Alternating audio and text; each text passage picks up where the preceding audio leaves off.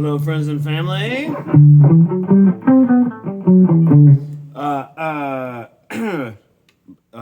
Hello, my name's Owen. This is a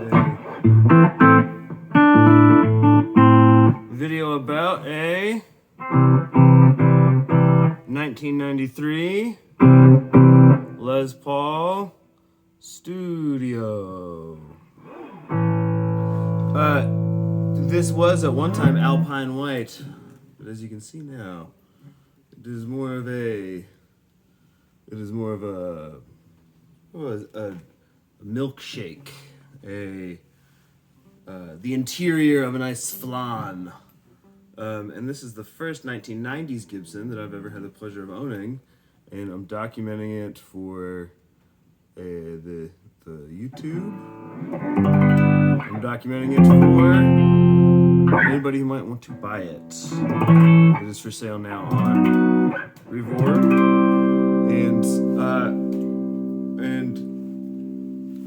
and here's some things. It's heavy, but it's not wild. My guess is 8.5, 9 pounds. It feels like a Les Paul. I like it. It should be weight relieved in I think in the traditional way. Take that with a grain of salt. This one has a unbroken headstock. It also has the original golden tuners. These tuners are fine when you are not changing strings, but they feel a little flimsy. I think these guys have just kind of done their job. They're a little loose when you are kind of, even right now, like when they're up to tension and you're adjusting a string which is at tension already, they feel mostly kind of normal. But during a string change, I'm not crazy about how these feel. And if I was keeping it, is it like a problem? Like, no, but I like when things don't feel a little flimsy, so I would swap them out for just a drop-in set of gold replacements. Or you could use not gold replacements if you wanted and use chrome, but like gold and the white just... This is a long time ago, I had a Randy Rhoads Jackson that was like cream, gold, and black, and it just made me want to buy, sell, trade, and use cocaine. And this is, I mean, gosh, there's just something about like the gold and white that just feels like, just feels like, gosh, I can make it across the border. One last score.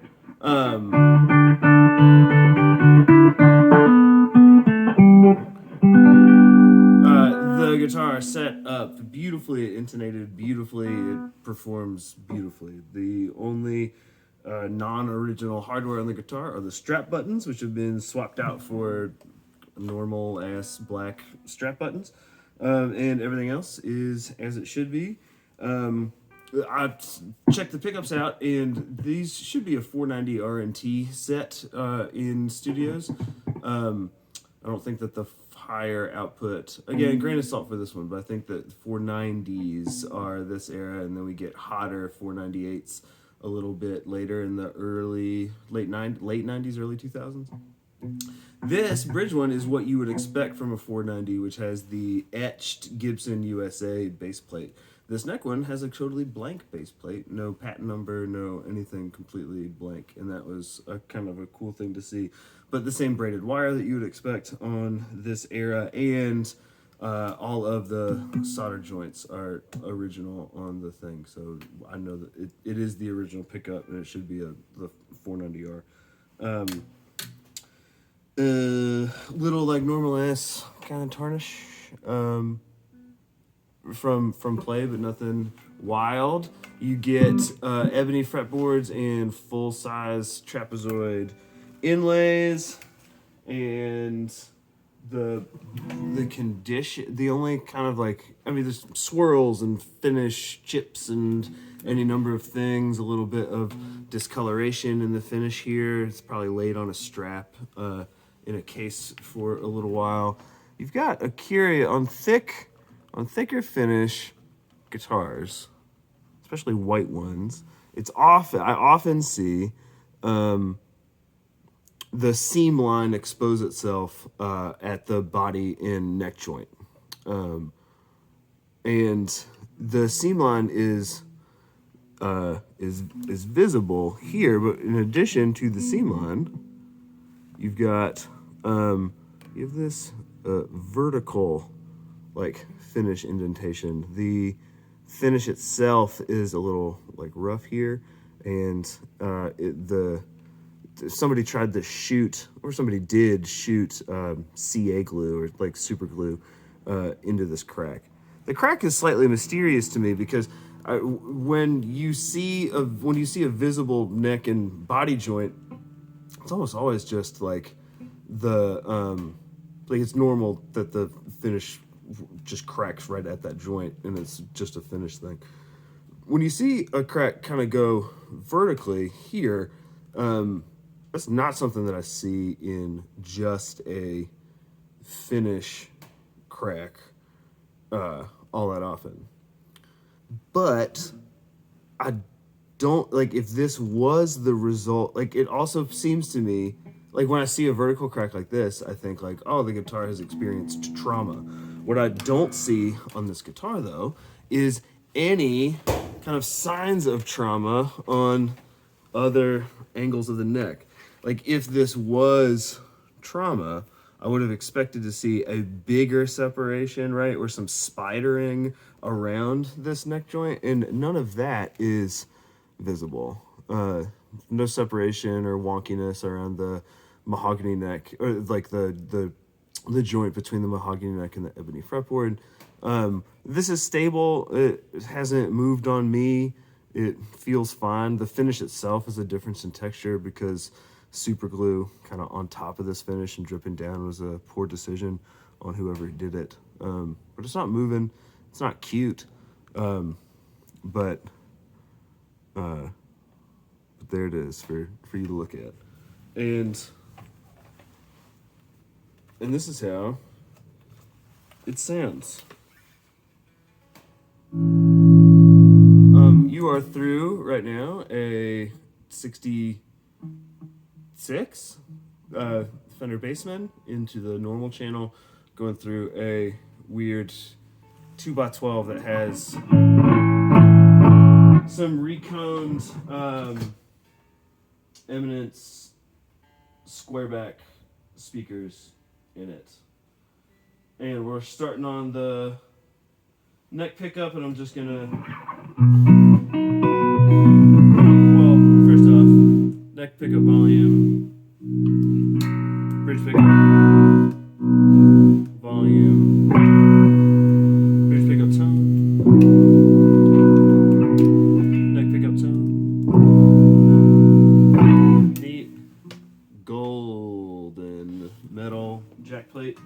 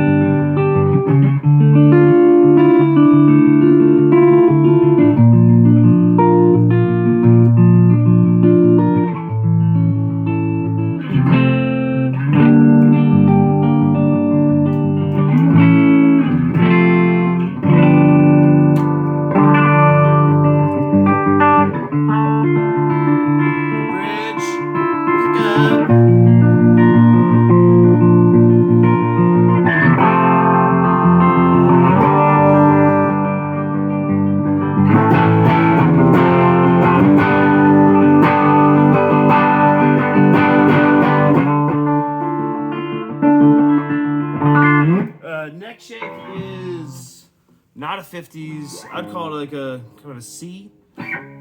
Sort of similar on the 335 that I had recently.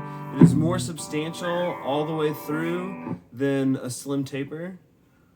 I am but one man, but slim tapers I find to be annoying and too slim for how substantial I want a Les Paul to kind of feel and rest on me. So this is not as beefy as a 50s style neck, or like even the modern issue like 50 standard necks. But it's more than a slim taper.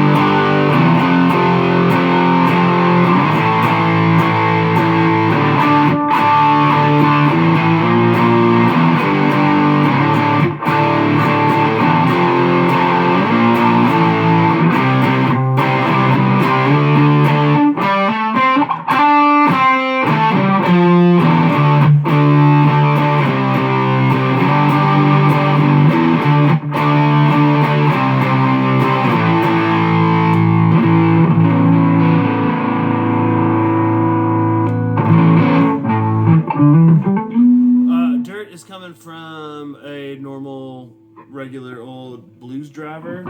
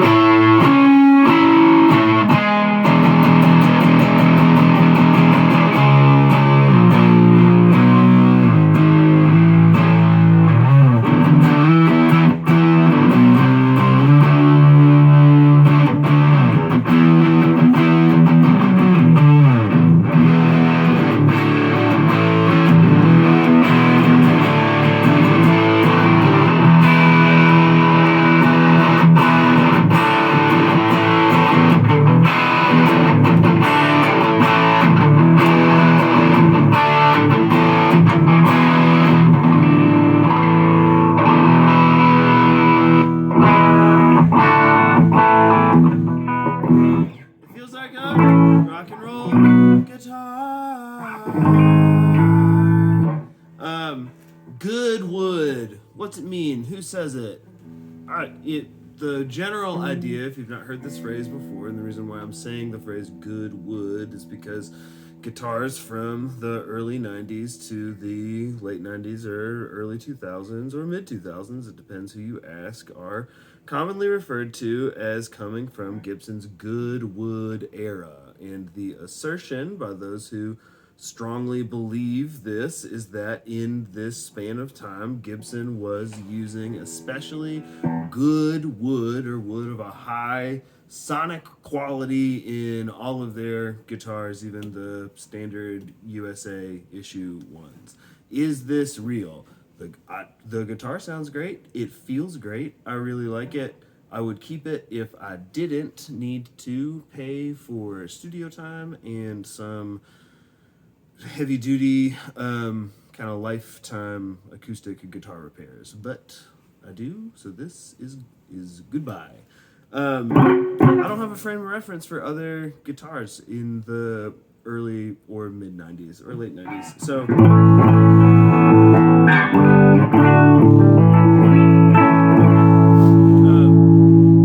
are they diamonds in the rough?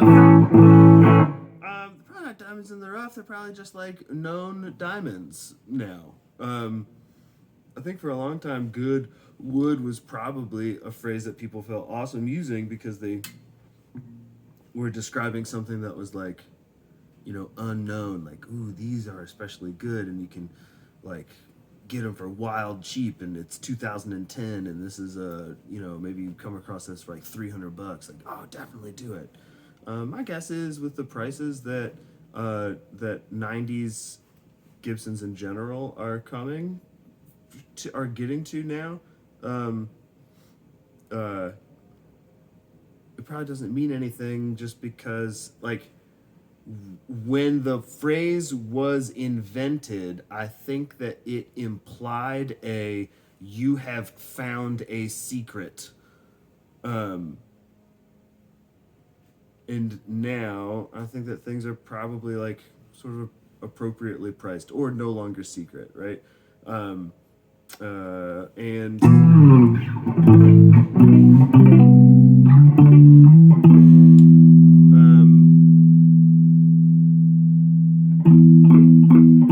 that train of thought regarding Goodwood and the sort of politician's him and haw answer that I just gave you about whether or not it existed was a little bit more convoluted than I wish it had come out as, but it was the best I could do in the moment. Fret life is super good. Nothing really past like fret 5. You've got some light divoting, no need for a crown or for a polish. No need to do anything except play this sick fucking guitar.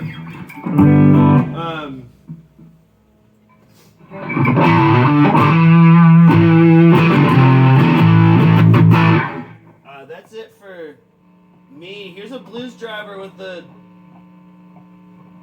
gain all the way up.